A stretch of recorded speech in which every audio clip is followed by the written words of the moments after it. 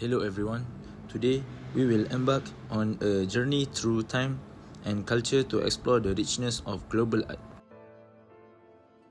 The main objective of this presentation is to explore major art movements and their key characteristics across different culture traditions globally. We will see how art reflects and shapes civilization. We begin with the Renaissance, spanning roughly from 1300 to 1600 AD. The term means rebirth of classical ancient Greek art. The goal of Renaissance was to understand and explore the human experience, which is humanism, and to understand nature rationally and physically. Therefore, the key focus on realistic anatomy, the use of linear perspective for depth, and the pyramidal composition for structure. Here we see two examples demonstrating the Renaissance style, a work by Fra Angelico on the left and the iconic piece by Leonardo da Vinci on the right. Jumping ahead to 18th and 19th centuries, we encounter two contrasting movements. Neoclassicism in the late 18th and early 19th century was a reaction against the excesses of Rococo, returning to moral themes and classical rationality. An excellent example is the famous painting The Oath of Heredity by Jacques Louis David. In response, Romanticism of the 19th century rejected this cold rationality. This movement emphasized emotion, feeling, and individuality over logic. It focused on dramatic world events and the raw power of nature, often depicted through sublime landscapes. Towards the end of 19th century, Art Nouveau emerged. This was a decorative style seeking the unity of art, where art was integrated into daily life, rejecting rigid industrial aesthetics. Key elements are organic, flowing form such as whiplash curves, and intricate decorative lines. The movement was strongly influenced by Japanese wood prints, inline composition, and two-dimensional form. Art Nouveau examples are often found in applied arts and graphic design, such as book illustrations by Aubrey Beardsley and posters by Henry van der Velde. Note the elegant use of line and organic shape. In summary, Western art is often viewed as a dialectic evolution, where one movement sparks an opposing reaction. The Renaissance was defined by the tension between humanism and perspective. The 19th century was defined by the tension between rationality, neoclassicism, and emotion, romanticism. Art Nouveau provided an elegant end to the century, emphasizing organic beauty and decorative flow. We now turn to the global context, beginning with Islamic art. Core principles of Islamic art include anachronism, an emphasis on pattern over figural representation, especially in religious contexts, and calligraphy regarded as the highest art form.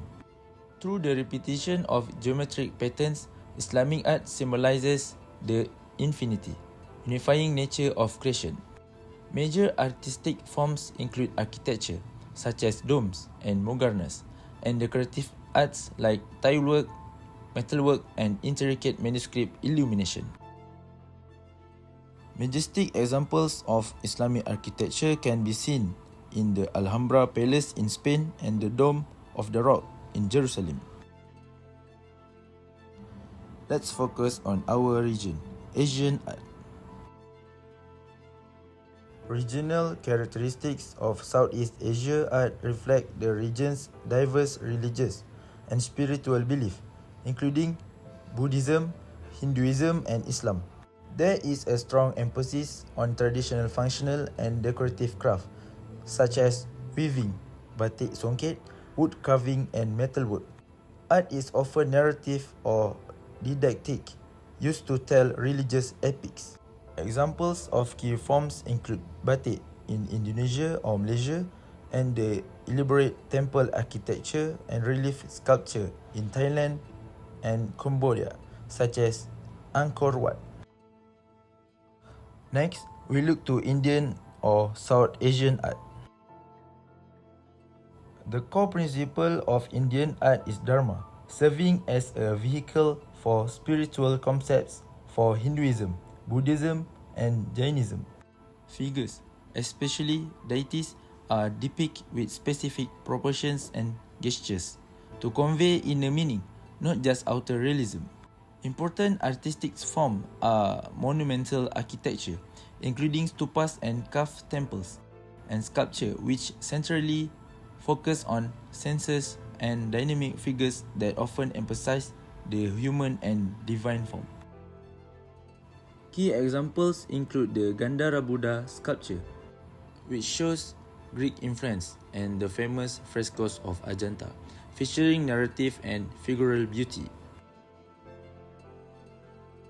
Finally, we move to East Asian art, encompassing China and Japan. Chinese art emphasizes longevity and tradition. Calligraphy is considered the highest art form, and landscape painting focus on vast, meditative nature, often utilizing ink and empty space. Japanese art emphasizes aesthetics, spontaneity, and the moment. The popular wood block print focus on the floating world, daily life actors, courtesans, and travel landscape. Two compelling examples are the famous Great Wave of Kanagawa by Hokusai from Japan and a Song Dynasty landscape scroll from China, showing the mastery of brush, ink, and space. In conclusion, we see that art is a global reflection on what it means to be human, with distinct focus. Western art focus on the individual, the exploration of space, and continuous revolution. Islamic art focus on the divine, the exploration of infinity, and textual beauty. South Asian art focus on Dharma and conveying profound spiritual narrative.